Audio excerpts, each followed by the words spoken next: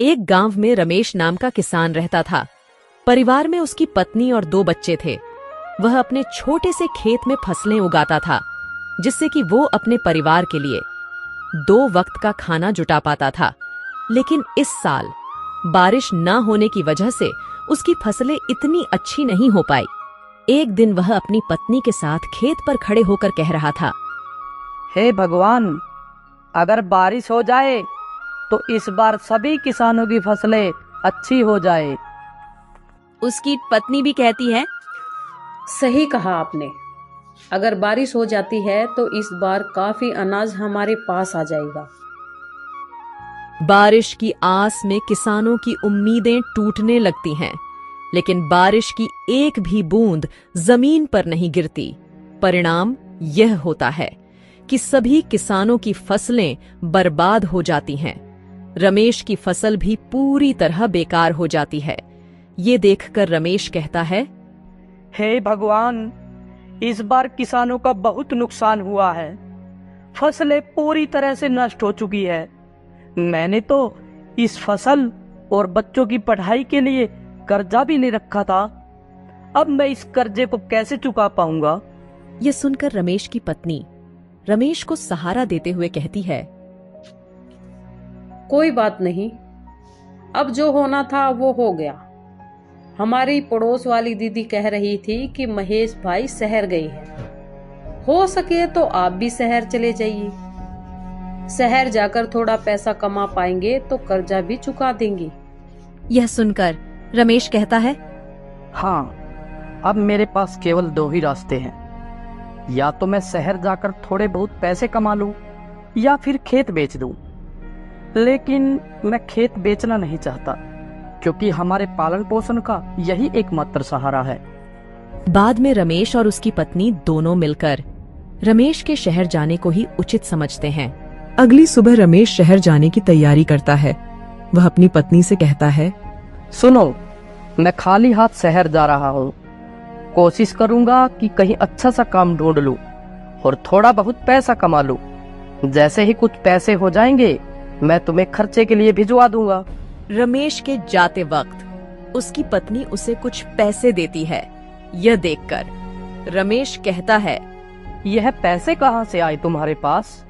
रमेश की पत्नी कहती है, मैंने थोड़ा थोड़ा करके ये पैसा जमा किए थे अपने बुरे वक्त के लिए। अब शायद इनका सही वक्त आ चुका है।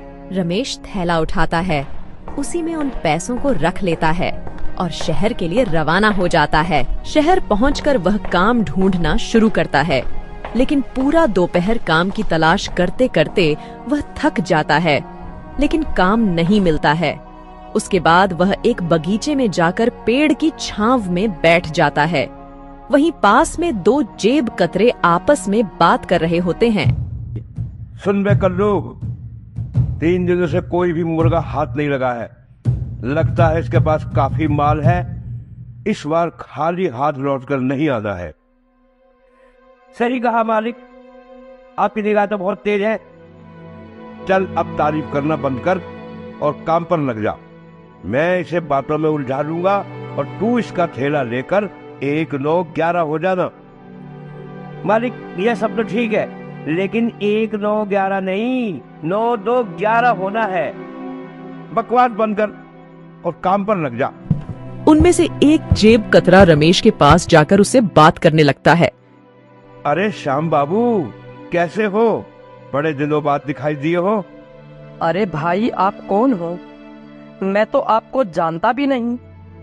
और मेरा नाम श्याम बाबू नहीं, मेरा नाम तो रमेश है। अरे हाँ, तभी मैं कहूँ कि तुम्हारा नाम भूल रहा हूँ। अच्छा, और बताओ क्या हाल है?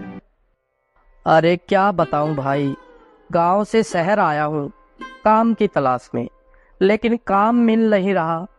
अगर आप मुझे जानते हो तो मेरे लिए कोई काम ही बता दो। इन दोनों की बातचीत हो ही रही थी, तभी कल्लू रमेश का थैला लेकर 9, 2, 11 हो जाता है। पहला जेब कतरा कहता है, अरे भाई, लगता है पहचानने में गलती हो गई। चलो मैं चलता हूँ। अजीब लोग हैं शहर की। पहले खुद ही जान पहचान का दिखावा करते हैं और बाद में खुद ही अनदेखा करने लगते हैं। इतने में रमेश की नजर अपने थैले की ओर पड़ती है, लेकिन वहां पर थैला न देखकर वह काफी निराश हो जाता है और कहने लगता है, शहर के लोग तो बड़े ही दयाहीन हैं। मैं तो सोचता था शहर के लोगों का बड़ा दिल होता है, लेकिन यहाँ तो दिल है ही नहीं किसी के पास। गरीब के थैले को भी नहीं छोड़ते। वह भगवान से प्रार्थना करता है कि वही उसकी मदद करें। इतने में रमेश के पीछे से एक दर्द भरी आवाज आती है, बचाओ बचाओ। रमेश उस आवाज को सुनता है और देखता है कि वहां एक घायल व्यक्ति जमीन पर नीचे पड़ा हुआ है। उसके आसपास से लोग गुजर रहे हैं, लेकिन कोई भी उसे सहारा नहीं दे रहा है। रमेश उसकी घायल स्थिति को देखकर तुरंत हॉस्पिटल ले जाने का इंतजाम करता है। हॉस्पिटल ले जाकर वह डॉक्टर से बात करता है। डॉक्टर साहब, जरा इन्हें देखिए।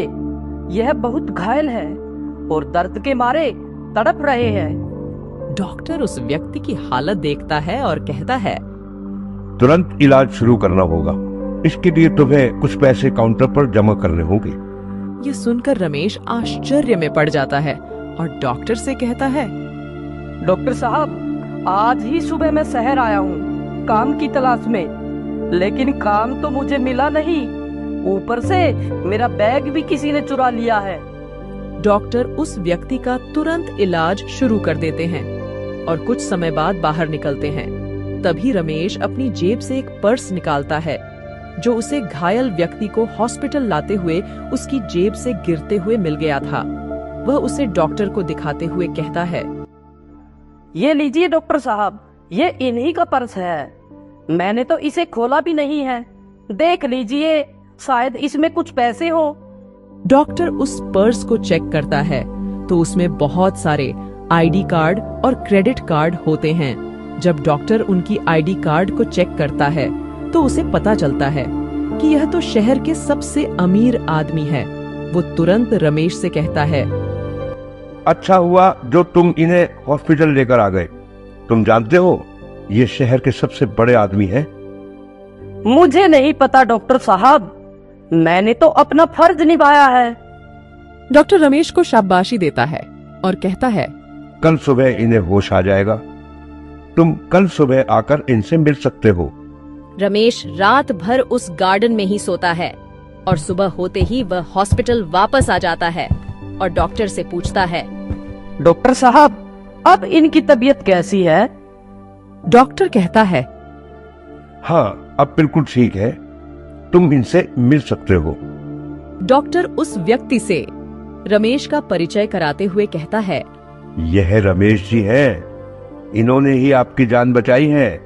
घायल अवस्था में यही आपको हॉस्पिटल लेकर आए थे।